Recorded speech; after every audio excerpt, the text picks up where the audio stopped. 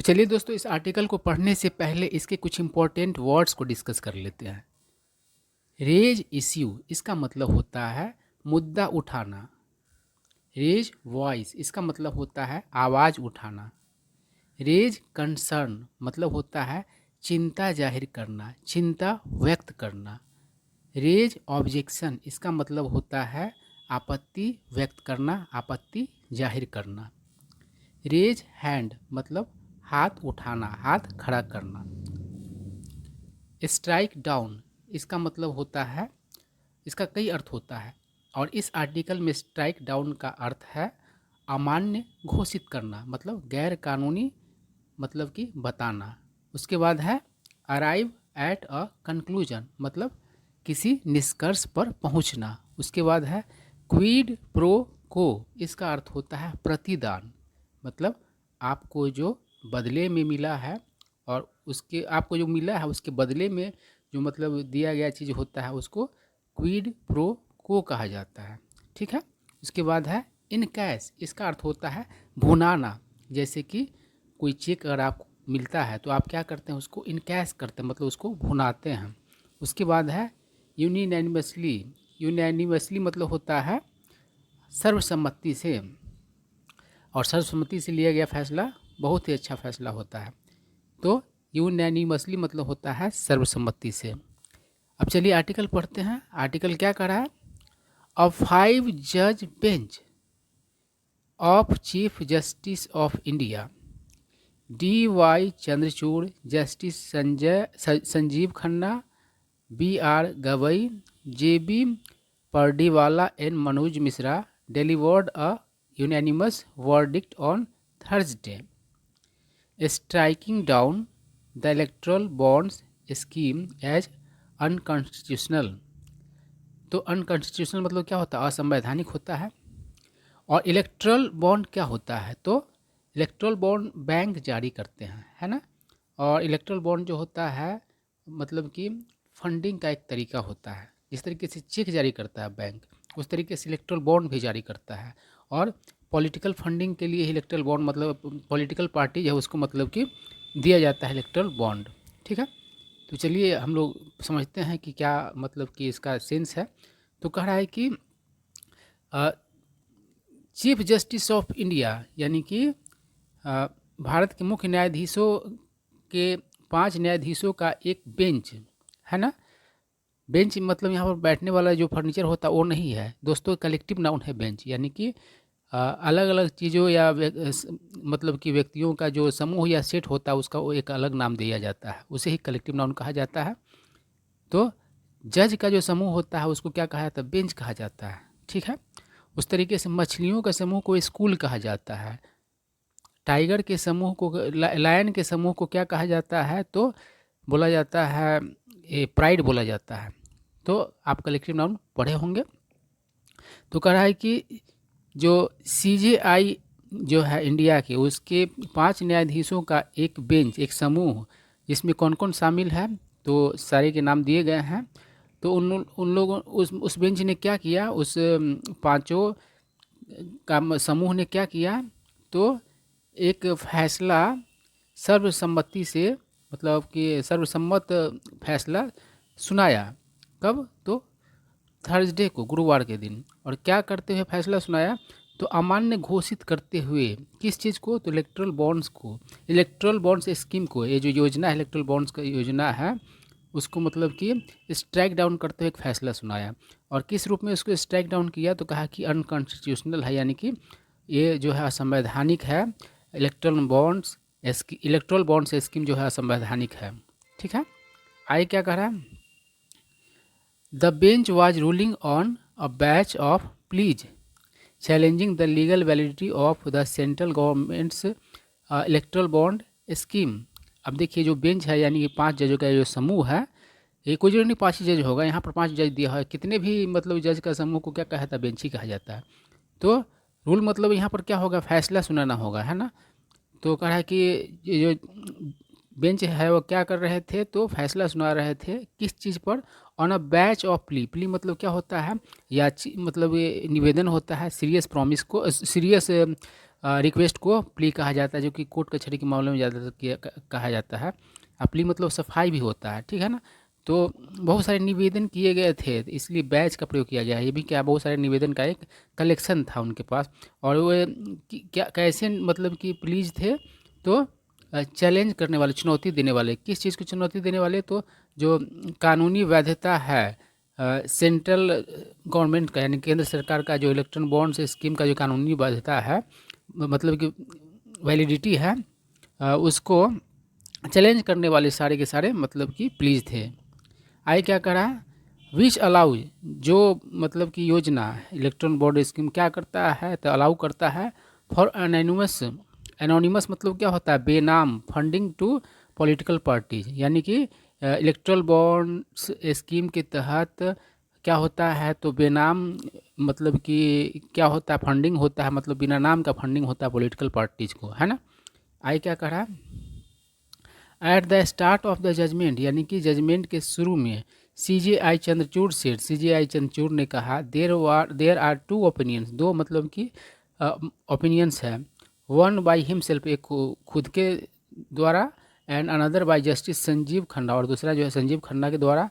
And both arrive at same conclusion, और दोनों जो है एक ही निष्कर्ष पर मतलब कि पहुँचे, ठीक है। सिंपल प्रेजेंटेशन में बात कर रहा है, न्यूज़पेपर में किया जाता है, कोई दिक्कत नहीं है। आई क्या करा, द बेंच सेड, यानी कि बेंच ने कहा कि द पेटिशन से रेज्ड टू मेन इश्यूज, यानी कि पेटिशन मतलब याचिका होता, तो जो भी याचिका मतलब थे उसने क्या किया, तो दो मुख्य मुद्दे उठाए। Whether amendments are violative of right to information under article 19(1)A, कि क्या वो जो अमेंडमेंट्स, जो सुधार जो है वे मतलब कि उल्लंघन करने वाले हैं राइट टू इन्फॉर्मेशन का, जो कि आर्टिकल 19(1)A के तहत है। एंड वेदर, और या फिर अनलिमिटेड कॉरपोरेट, यानी जो अनलिमिटेड जो है कॉरपोरेट फंडिंग है वो वायलेटेड, उसने क्या किया, तो उल्लंघन किया फ्री एंड फेयर इलेक्शंस, है ना। आई क्या करा, द CJI, यानी chief justice of India, while reading out, read out मतलब होता है पढ़ के सुनाना, ही जजमेंट, अपने मतलब कि जजमेंट को पढ़ कर सुनाने के दौरान, सेड कहा, डैट कि द सुप्रीम कोर्ट होल्ड मतलब यहाँ पर होगा मानना, डैट मानता है कि एनोनिमस इलेक्ट्रल बॉन्ड्स, यानी बेनाम का जो मतलब इलेक्ट्रल बॉन्ड्स है, आर वॉलेटिव, वे उल्लंघन करने वाले हैं ऑफ राइट टू इन्फॉर्मेशन का, एंड आर्टिकल 19(1)A, है ना, तो इसका उल्लंघन करने वाला चीज़ है वो। आई क्या करा, the Supreme Court said that, यानी सुप्रीम कोर्ट ने कहा कि इंफॉर्मेशन अबाउट कॉरपोरेट कंट्रीब्यूटर्स, यानी जो कॉरपोरेट मतलब कि दान करता है थ्रू इलेक्ट्रल बॉन्ड्स, यानी इलेक्ट्रल बॉन्ड्स के जरिए, मस्ट बी डिस्क्लोज, उसे अवश्य खुलासा किया जाना चाहिए, एज द डोनेशन, क्योंकि जो डोनेशंस है बाई कंपनीज, यानी कंपनीज के द्वारा, आर प्योरली, वह शुद्ध रूप से क्या है, for quid pro purpose, quid pro को पर्पस, यानी कि प्रतिदान के रूप में ही किया जाता है। ऐसा नहीं कि कंपनी ऐसे ही मतलब कि दान कर देते, उसको भी कुछ बदले में मिलता है, इसी बेसिस पे मतलब कि वो लोग दान करते हैं, इसीलिए इसका खुलासा किया जाना चाहिए। आई क्या करा है, the court held that, court ने माना कि अमेंडमेंट्स यानी सुधार इन द कंपनीज एक्ट में जो सुधार है की बात है, परमिटिंग, जो कि परमिट करता है अनलिमिटेड पॉलिटिकल कंट्रीब्यूशंस, यानी कि अनलिमिटेड राजनीतिक दान बाय कंपनियों के द्वारा, इज आर्बिट्रेरी मतलब होता मनमाना, वह मनमाना है, एंड अनकॉन्स्टिट्यूशनल और असंवैधानिक है। आई क्या करा, the Supreme Court said, Supreme Court ने कहा, इन्फ्रिंजमेंट मतलब उल्लंघन to the right to information, यानी कि सूचना के अधिकार का उल्लंघन, इज नॉट जस्टिफाइड, उसे मतलब जायज़ नहीं ठहराया जाता है फॉर द पर्पस, मतलब उद्देश्य से, उस उद्देश्य से, ऑफ कर्बिंग ब्लैक मनी, यानी कि ब्लैक मनी को मतलब कि कर्ब करने के लिए, कर्ब मतलब होता है नियंत्रित करना। आई क्या कहा है कि द अपेक्स कोर्ट मतलब सुप्रीम कोर्ट होता है, ऑर्डर्ड यानी कि आदेश दिया बैंक्स को, टू फोर्थ मतलब तुरंत, स्टॉप मतलब कि बंद करे, इश्यूइंग इलेक्ट्रल बॉन्ड्स यानी कि इलेक्ट्रल बॉन्ड्स जारी करना, एंड और डैट की the State Bank of India shall furnish, furnish मतलब प्रोवाइड करना, सप्लाई करना यानी कि देना, कि स्टेट बैंक ऑफ इंडिया को क्या करना है, फर्निश करना है। फर्निश मतलब फर्नीचर से सजाना भी होता है। किसी रूम को और फर्निश किया तो मतलब उसमें फर्नीचर वगैरह लगाया गया, ठीक है। फर्निश मतलब देना भी होता है। तो क्या करना है एसबीआई को, तो फर्निश करना है the details of electoral bonds encashed by the political parties, मतलब पॉलिटिकल पार्टीज़ के द्वारा जो मतलब कि भुनाया गया उस इलेक्ट्रल बॉन्ड्स का डिटेल्स भी क्या करना है, देना है।